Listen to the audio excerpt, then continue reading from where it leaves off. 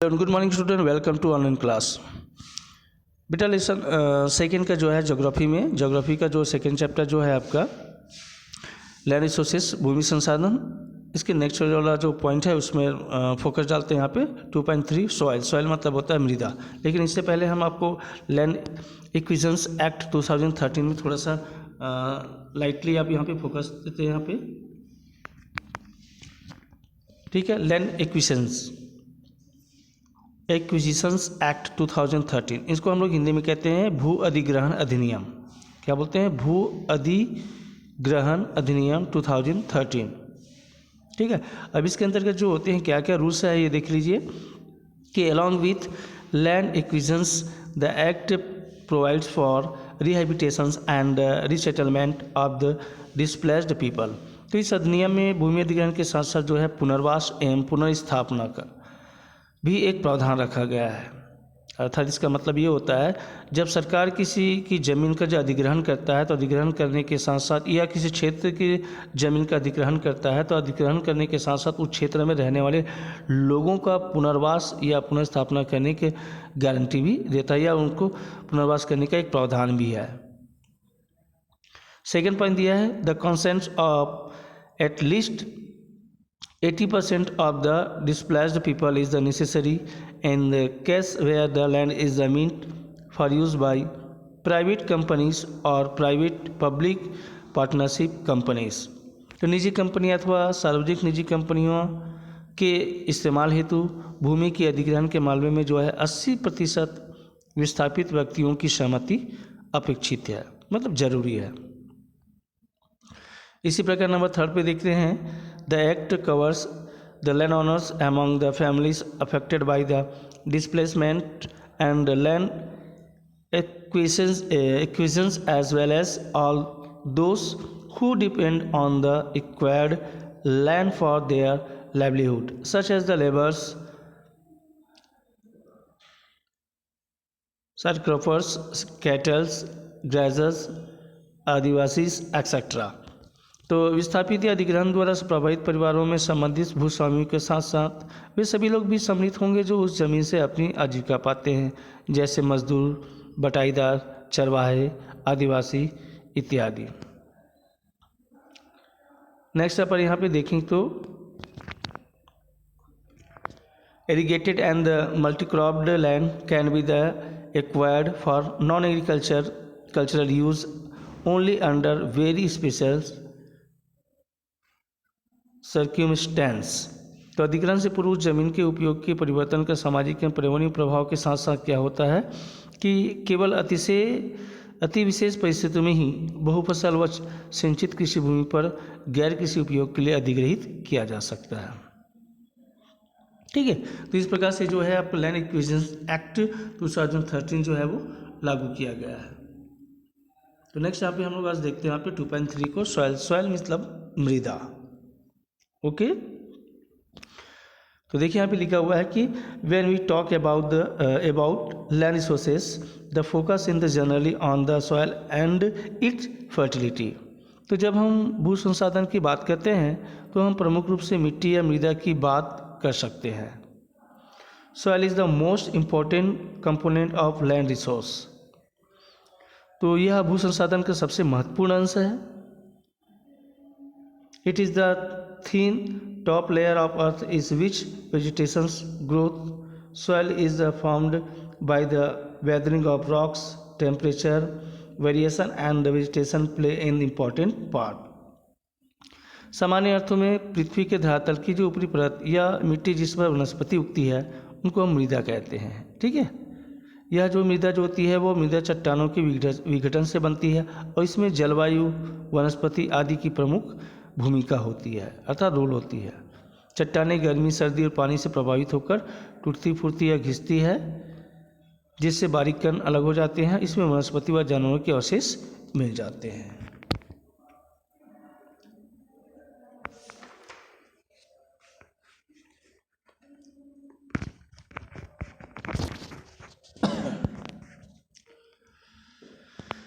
This process over time the water and the temperatures fluctuations gradually break the rocks into the smaller pieces the fine particles of the rock mix with the remain of the plants and the animals. Over a long period of time, this mix gets converted to soil. तो मृदा में वनस्पति पोषण प्राप्त करती है और अन्य जीव व जानवर वनस्पतियों से प्रत्यक्ष या अप्रत्यक्ष रूप से अपना भोजन भी प्राप्त करते हैं। मृदा न केवल जीवधारियों को भोजन उपलब्ध कराती बल्कि उसका उपयोग भी हम अन्य संसाधनों के लिए भी करते हैं। यह हम दूसरी तरीके से अगर कहें तो इसमें वनस्पति व जानवरों के अवशेष तो मिलने के साथ साथ जो होती है इसमें उर्वरकता शक्ति या फर्टिलाइजर पावर जो होती है वो बढ़ जाती है। ठीक है, नेक्स्ट यहाँ पे देखिए, if you observe the foundation of the house और the well it is the being dug, you can see that the soil is the spread in layer.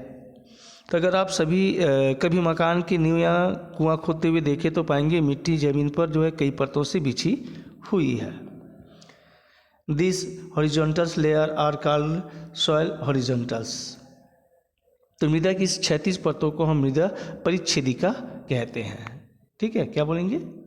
मृदा की इस क्षैतिज जो परत जो होती है उन परत को हम लोग सॉइल हॉरिजॉन्स अर्थात हम मृदा परिच्छेदिका कहते हैं। This horizons can be the divided into 3 parts.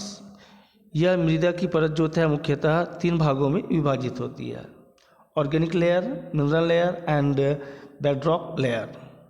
तो इसमें ऑर्गेनिक लेयर का मतलब होता है जैविक परत, मिनरल लेयर मतलब होता है खनिज परत, खनिज परत, और जो होते हैं बेडरॉक लेयर का मतलब होता है आपका आधारी परत। बेडरॉक BEDROCK, बेडरॉक लेयर आधारी परत। Look at the pictures below. The bottom layer is the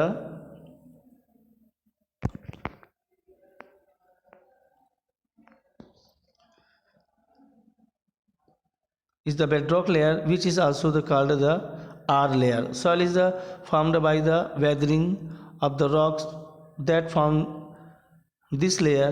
Above the bedrock layer are the substratum B, subsoil A, surface and O organic layers respectively.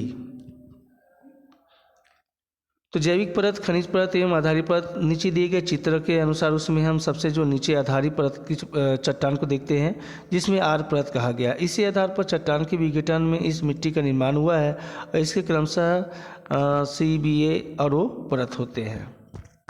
ठीक है, जैसे यहाँ पे अगर पिक्चर को देखते हैं यहाँ पे तो O आपका जो लेयर जो है अर्थात O ऑर्गेनिक लेयर है, उसके बाद आपका B मिनरल लेयर है और R जो आपका बेडरॉक लेयर है।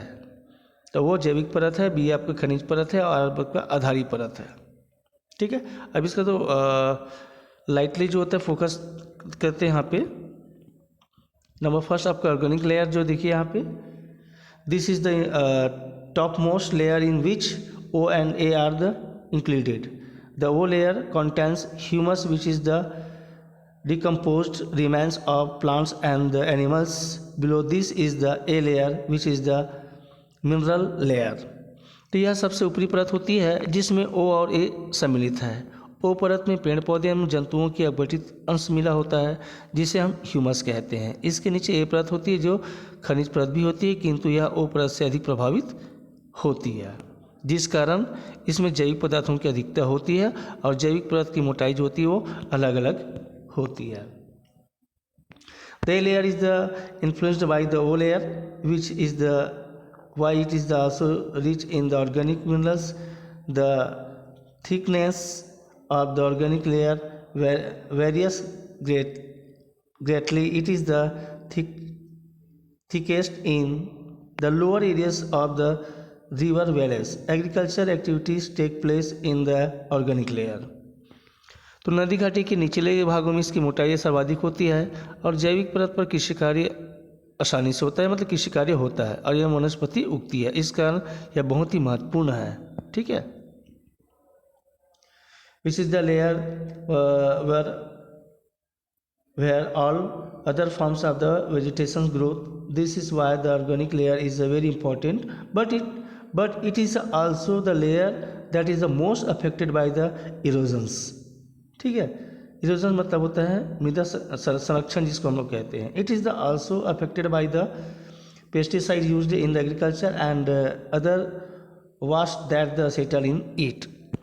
किंतु अपर्दन, अब यहाँ पे जो होता है इरोजन मतलब अपर्दन हो रहा है मृदा अपर्दन का। तो कि मृदा अपर्दन का जो प्रभाव होता है सबसे पहले इसी परत पर पड़ता है।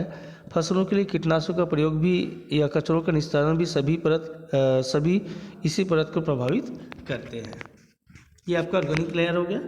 नेक्स्ट आपका जो है आपके मिनरल लेयर की बात करते हैं। तो मिनरल लेयर में देखिए आप, this middle layer consist of the B layer. It contain very little organic matter. The practice is this layer are also much larger than the soil's particles in the organic layer। यह बीज की परत होती है जिसमें B परत सम्मिलित होती है। यह खनिज परत होती है जिसमें जीवाश्म की मात्रा बहुत कम पाई जाती है। जैविक परत की तुलना में इसके कण जो होते हैं बहुत मोटे होते हैं। The roots of the only those plants reach this layer that go deep। For example, for root of the tomato plants remains in the organic layer, but those of the mango trees reach the mineral layer। अब यहाँ पे देखिए कि इस परत तक उन पौधों की जड़ें पहुँचती है जिसकी जड़ें काफ़ी गहराई तक होती है। जैसे एग्जाम्पल के तौर पे दिया गया कि टमाटर की पौधे की जड़ जो होता है वो जैविक परत तक ही होती है, मतलब आपका ऑर्गेनिक लेयर तक होती है। जबकि आम की पेड़ की जो जड़ें जो होती है वो आपका मिनरल लेयर तक पहुंचती है, खनिज परत तक होती है। नेक्स्ट आपका बेडरॉक लेयर जिसको हम आधारी परत कहते हैं। This is the lowest layer and includes the C and R layers. यह सबसे निचली परत है, इसमें सी और आर परत सम्मिलित होती है। Is the lowest layer consisting of the unweathered rock which break up to from the sea layer that the consist of broken rocks। इसके विखंडन के से सी परत का निर्माण होता है।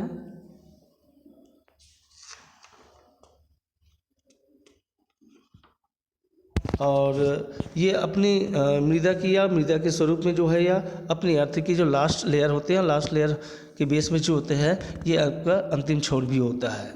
ठीक है, लास्ट लेयर मतलब अंतिम छोर होता है।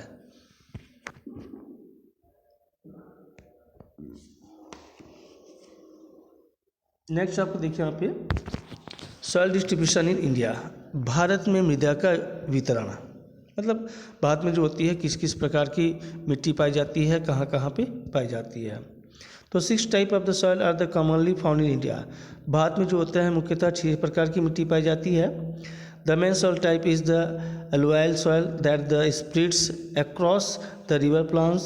This soil is very fertile and most suitable for agriculture। ठीक है, the main soil type of the alluvial soils। तो मृदा के प्रकारों में जो होते हैं जलोढ़ मिट्टी जो होती है, जलोढ़ मृदा जो होती है सबसे महत्वपूर्ण होता है। और ये जो होता है नदी घाटी के या नदी के मैदानी क्षेत्र पर पाई जाती है। और यहाँ पे उर्वरकता शक्ति जो होती है वो बहुत अधिक होती है, जिसके कारण जो होता है यहाँ पर कृषि के अनुकूल होता है या कृषि योग्य होता है। Most of the Chhattisgarh is land area is covered by red and yellow soil. मुख्यतः अगर छत्तीसगढ़ की बात करते हैं तो छत्तीसगढ़ में मुख्यतः जो होते हैं लाल और पीली मिट्टी पाई जाती है। Red soil is formed by the weathering of ancient metamorphic rocks in the Deccan प्लेटू। अब यहाँ पर अगर बात किया जाए तो भारत में जो होती है एक तरीक़े से इनका जलयोजन करने की जो होती है क्षमता जो होती है अधिक होती है। और पश्चिमी प्रांतों में काली मृदा भी पाई जाती है जो कि कपास गेहूँ आदि के लिए जो होती है वो उपयुक्त होती है। यह हम बोल सकते हैं कि भारत के अधिक वर्षा वाले जो क्षेत्र होते हैं उसमें लेटेराइट मिट्टी भी पाई जाती है। ठीक है, लेटेराइट मिट्टी, इसमें लेटेराइट मिट्टी जो होती है आपकी उच्च तापमान और अधिक वर्षा वाले क्षेत्रों में विकसित होती है। भारी वर्षा से इसका जो उर्वरक तत्व बह जाता है, ऊपरी परत जो होती है वो पानी में बह जाती है। इस मृदा में ह्यूमस की मात्रा जो होती है बहुत कम पाई जाती है। It get it's red colour from is the high iron oxide contain the yellow colour comes from the hydration of the soil chemicals.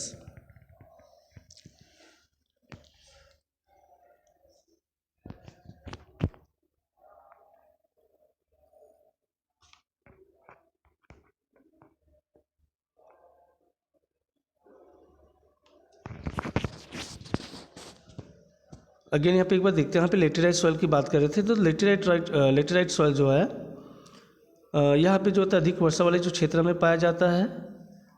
This soil is the develops in the areas that the experience high temperature and high rainfall. और ये जो होता है खास करके उच्च तापमान और अत्यधिक वर्षा वाले क्षेत्र में ही विकसित होते हैं। The heavy rains leach the fertile elements from the soil. भारी वर्षा से इसका उर्वरक तत्व जो होती है बह जाती है और इसमें मृदा की जो ह्यूमस की मात्रा जो होती है। The heavy rains rich was is the fertile element from the soil. The humus content of this soil is also low. ठीक है, इसमें ह्यूमस की मात्रा जो होती है बहुत कम पाई जाती है। Which is the why large quantities of the fertilizers are the needed to grow crops. इसके अलावा थार मौसम में जो होती है यह हम बोल सकते हैं जिसके कारण जो होती है इसकी पर खेती करने के लिए अधिक खाद का प्रयोग करना पड़ता है। इसके अलावा थार मौसम में शुष्क मृदा और हिमालय पर पौधे वन भी पाई जाती है। Other soils include the dry या the desert soil from in the Thar desert and the forest soil of the Himalayan range.